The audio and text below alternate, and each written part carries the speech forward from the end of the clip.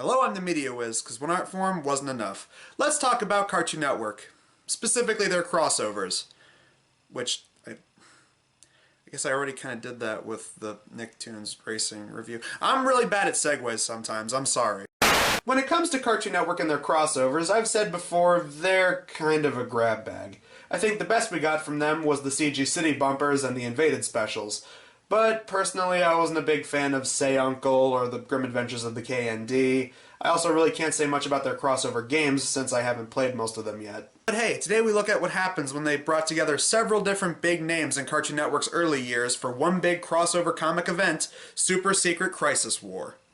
This comic was released by IDW Comics in 2014 and was helmed by Louise Simonson and Derek Charm. Simonson being a veteran in the comic industry, working at basically every mainstream comic company, and being the co-creator of several beloved characters like Cable from the Deadpool series. Charm being an artist for several pop culture comic adaptations for Cartoon Network shows, My Little Pony, and Star Trek. So what exactly happens when you take a boy genius, a kid with an alien watch, an ancient samurai, 3 little superhero girls, and 3 guys who happen to have the same name? Well, let's find out. This is Super Secret Crisis War, issues 1 through 6. Issue 1 begins with Aku assembling his own team of what he calls the League of Extraordinary Villains, including Vilgax, Mandark, and Mojo Jojo. The first phase of their plan involves them capturing their arch-enemies, as they send some of Mandark and Aku's robots to fight the heroes that will eventually teleport them to their lair once they're defeated. Mojo, feeling left out, checks to see where his robot was sent to, and it seems that it ended up in the streets of Peach Creek. And for some reason, the robot that Mojo sent was the Dynamo? That was the Professor's creation. Why does Mojo have that all of a sudden? Unless the Professor pawned it off to Mojo. I mean, considering all the damage that thing had caused to Townsville, you probably wouldn't want that thing registered in your name. So yes, you're seeing this right. Ed, and Eddie are running from the Dynamo. And surprisingly, they managed to concoct a plan. They run to the junkyard, use Ed as bait, and Eddie and Double D knock the thing out by using a crane. As they plan to sell the thing for scrap, they too are teleported into the lair of the villains since they defeated the Dynamo. And issue 1 ends with everyone wondering who the hell everybody is and what the hell is going on. Issue 2 begins with the villains leaving their enemies to rot, as we see the chemistry between some of these characters. Aku and Vilgax are constantly fighting over the position of the leader, they both see Mandark as their apprentice, and Mojo is constantly being put down because he's a monkey. So why not run along and have a banana? Oh, that is a misconception! Once they're gone, the good guys belt through some introductions and promptly get out of their containment units. Ben using the Omnitrix, Jack using his sword, Dexter using chemicals that he just so happened to have on his person, and the Eds have to be freed. Get used to that. The Eds are mostly going to serve as tag-alongs for the first few issues of this comic. And much like the villains, we get a glimpse of some of the interactions between these guys. The girls fawn over Ben, Dexter's usual ego makes him believe that he's better than everyone because of his vastly superior intellect. Meanwhile, the true leader is obviously Jack, since he's the oldest and clearly has the most experience. After taking out Vilgax and Aku's security drones, the team have to find a way out. And I love that even in this life-or-death situation, Eddie still has some get-rich-quick scheme up his sleeve. If we get out of here, we could use a genius monkey. Oh, that's already. Also, there's a squirrel now. It appears on board the ship through a teleporter. Just go with it. But it seems that they're not out of the woods yet, as the villains have set up more security drones for them outside the door. As everyone makes a run to escape, it's revealed the base they're on, which is called Robo World, is located in space, far away from any of their Earths. As they manage to give the droids the slip, they come across Phase 2 of the villain's plan, building an army of evil robot replicas of the heroes for world conquest. And this robot factory was loaned to them by...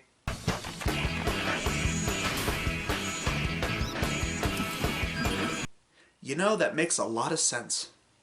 This must be what Aku meant by a robot invasion force. But they're building robots of us. Most of us, anyway. I guess we're not the droids they're looking for. That's probably the most on-the-nose reference the Eds have ever made. Okay, except maybe this. Ed's got 3 nipples like that bad guy in James Bond. As the droids catch up with them, shots are fired that bring parts of the ceiling down and splitting off our heroes from each other. Blossom with Ben, Bubbles with Jack, and Buttercup with Dexter. Oh god, Dexter and Buttercup, the 2 hotheads put together? Oh, this is gonna be good. Why did I grab you? I could have grabbed Jack. Because, Buttercup, you realize my superior intellect would be our salvation. As these guys try to find a way to get back to each other as a group, the separated Eds end up eavesdropping on the villains. As Aku and Vilgax get into another dick measuring contest of who should be in charge, Mandark and Mojo discuss how stupid this initial plan is. I want to conquer my world. I do not want Vilgax to destroy it.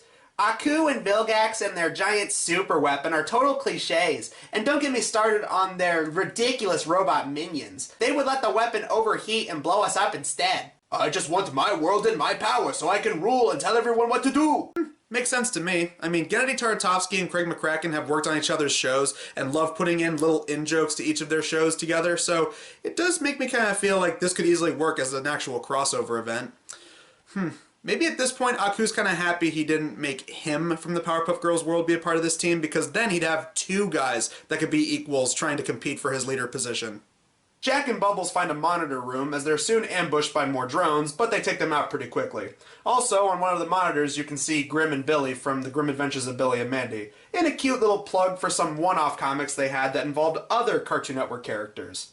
In the aftermath, Mojo then decides he should probably try buttering up to Aku and Vilgax, so maybe then they'll take him seriously and not destroy his world. He begins this little plan of his by taking the Eds hostage, and of course, Eddie would try collecting as many alien gadgets aboard the ship as possible to potentially sell. Meanwhile, Mandark catches up with Dexter and Buttercup with a device that encases them in a bubble.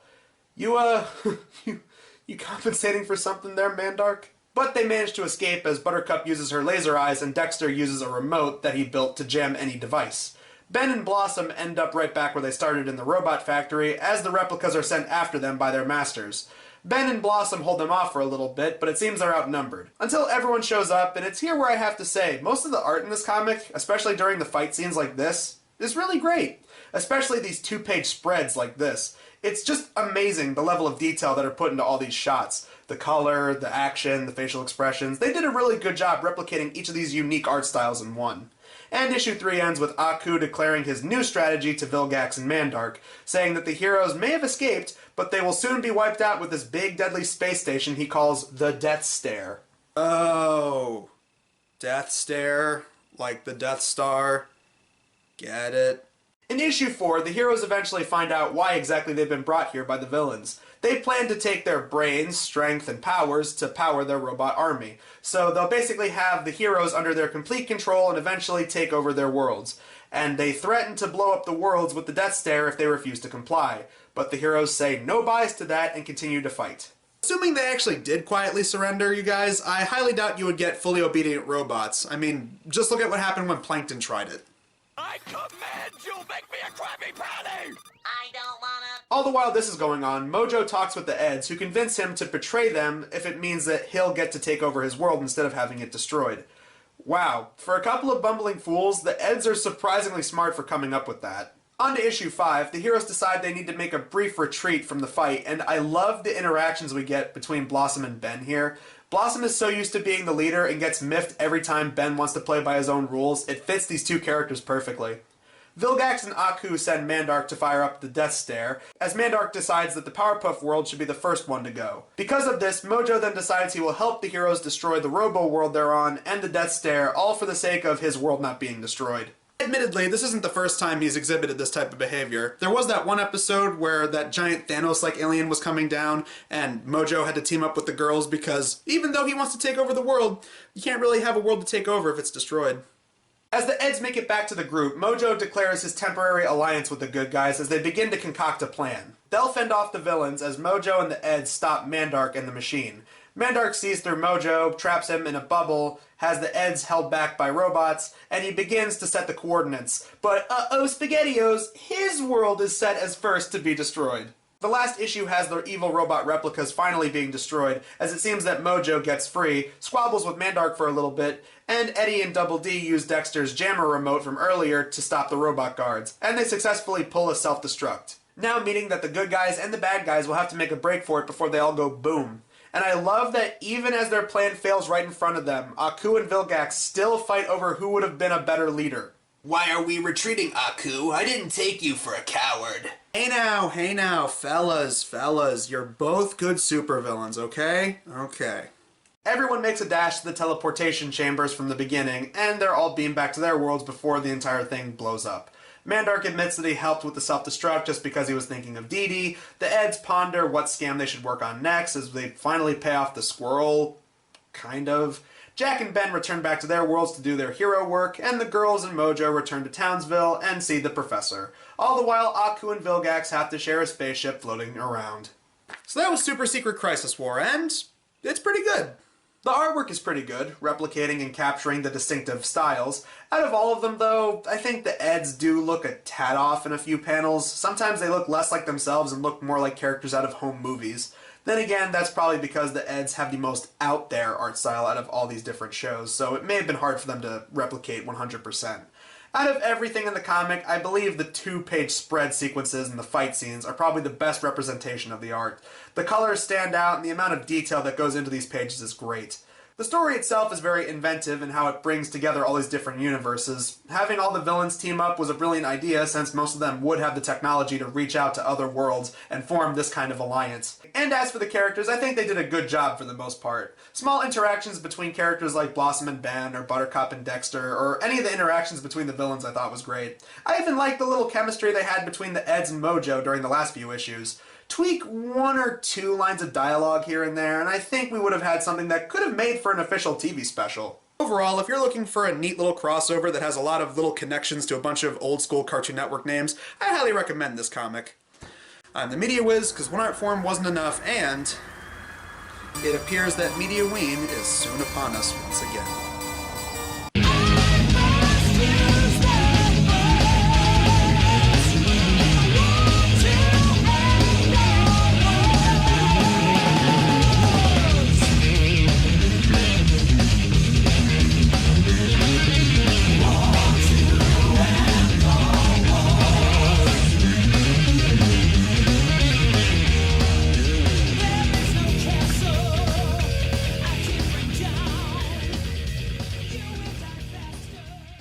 He's like, haha, look at my dick!